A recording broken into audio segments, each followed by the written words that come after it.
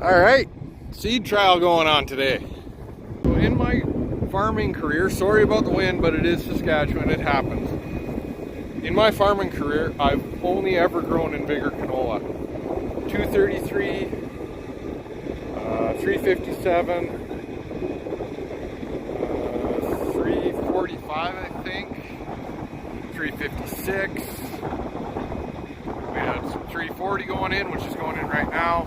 We got some 358, which is a health canola. But we're trying something different this year. Dekalb came up to me and said, "Hey, do you want to run a seed trial?" I said, "Sure, why not?"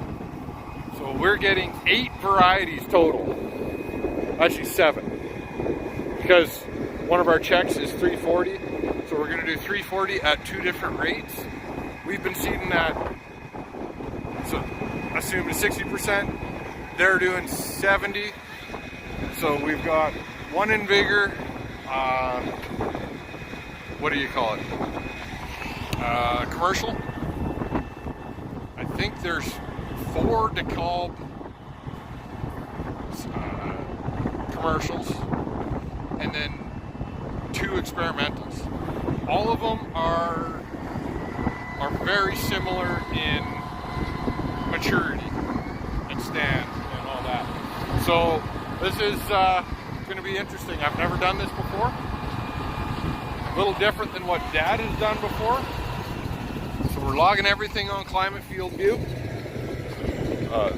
These guys are going to have the data for it. I'm going to give them access. So we're doing strips the whole way.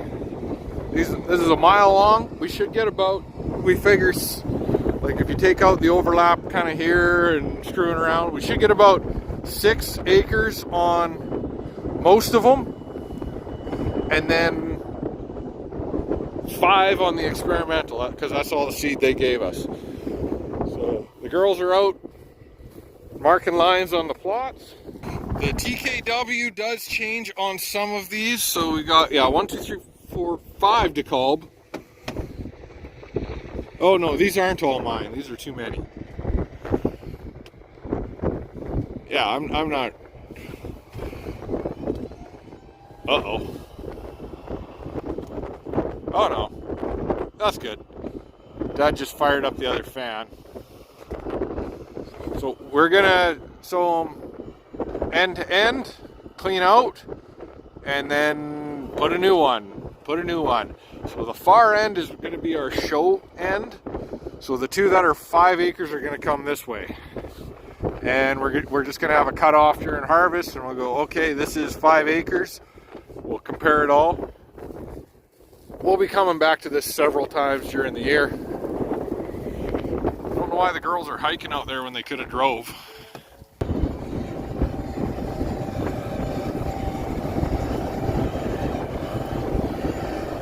All right, that's the beginning of the trial.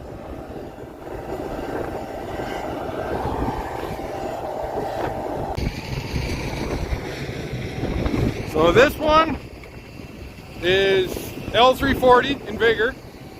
The next one's, what is it? It's one of the Dekalbs. And rather than running it through and dumping it and then trying to clean as much out, Dad's just gonna run it. They said, well, we gave you this seed anyways, like we can't reuse it or nothing. So Dad's just gonna seed it until he thinks we're empty, and then we'll go clean out. And the girls had run to town to see if they could find a Milwaukee vacuum, which I've been eyeing up for weeks, months, that I should buy one of those. So I'm kind of kicking myself for not right now.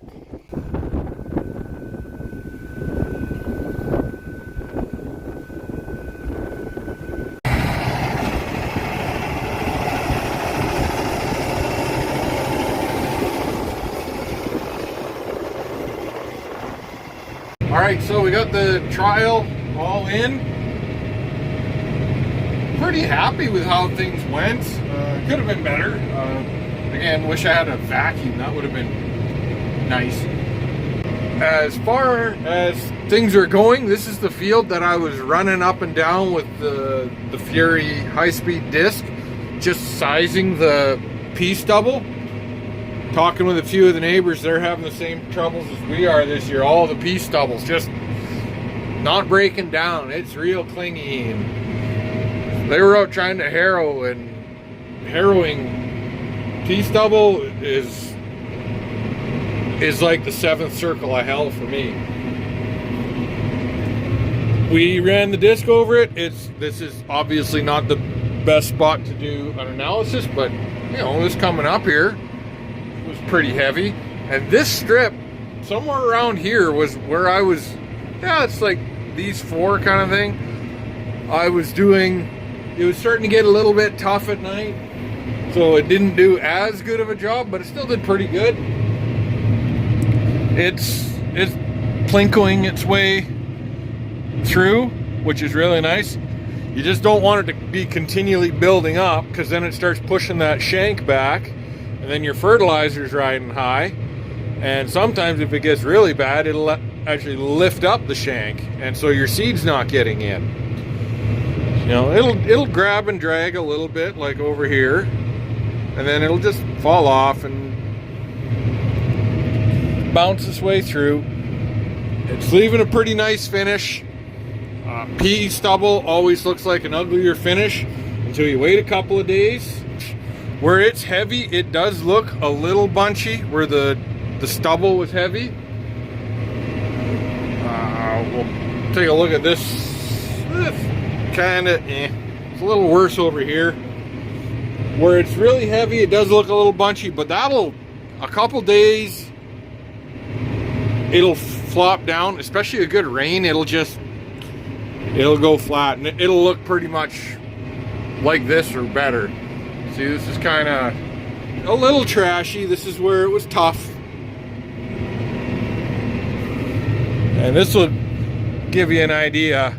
See how it balls up? Here, I'll zoom. See how it balls up on that one?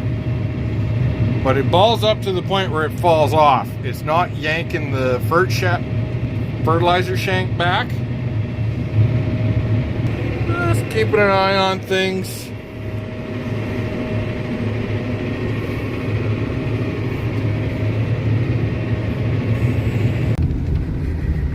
Well, something had to happen. We were going too good for too long.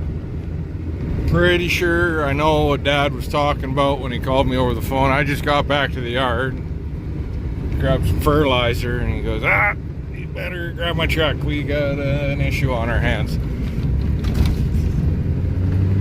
So, grabbed his truck, got to my truck. Now I'm working my way to the tractor.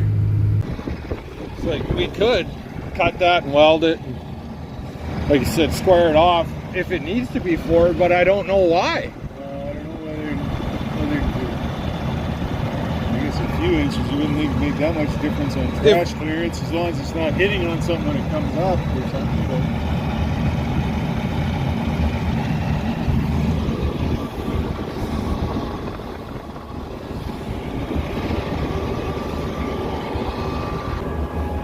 But like, is there a reason for it on this side? Well, you can see there, it wouldn't fit in the frame. Yeah, You so never the... get it enough to move it over to there. Yeah, but over there, it looks like it would fit. I bet it's so they get the spacing right.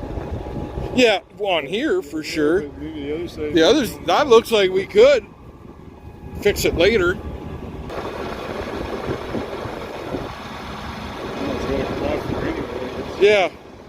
Yeah, that looks like it should be room. Like, Sure.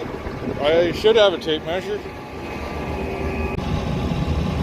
inches to the center. Just due to this ring, because that's going to be our limiting.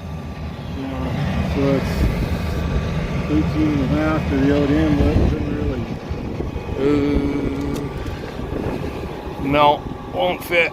But it really doesn't need to be that far offset, does it? Keep the spacing right. No, no, I kind of mean that, like, if we were to put, I guess we're doing a lot of remeasuring that way, but It's just that's where it was. yeah, right? I just don't. So you can't really move it over. You're gonna see it in the. No, I mean move this to center it rather than have that, but yeah, we can just get a chunk of 4-inch and cut this flush, and just cut that off and put it there. that's what I'm saying is if we put it there and move it to here. Be in the same boat, well, maybe it wouldn't. Because this has got to end up in the same place, though, right? Yes, but we don't have to have it centered here. We can have it offset because this is only what, 3. No, I mean, this is still going to end up in the same place as before. I know, but it'll be forward, right? Yeah, I guess we go back to this. Because this has, we can some play, right? It's still going to work. Move it over. If we welded this to the inside of here, In between here. right on this edge, Yeah.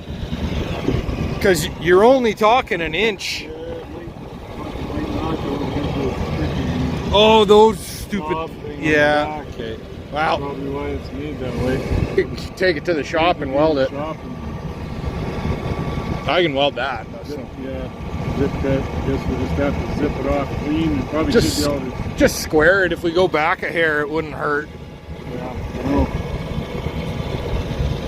Weld it back onto this or cut this all off? No, and cut- make a new piece? Cut just behind the welds here. Yeah, I don't think there's point trying to. I would. That'll No work. shit. That's just a. Chunk of that. He's got a chunk of that there. Surely he would.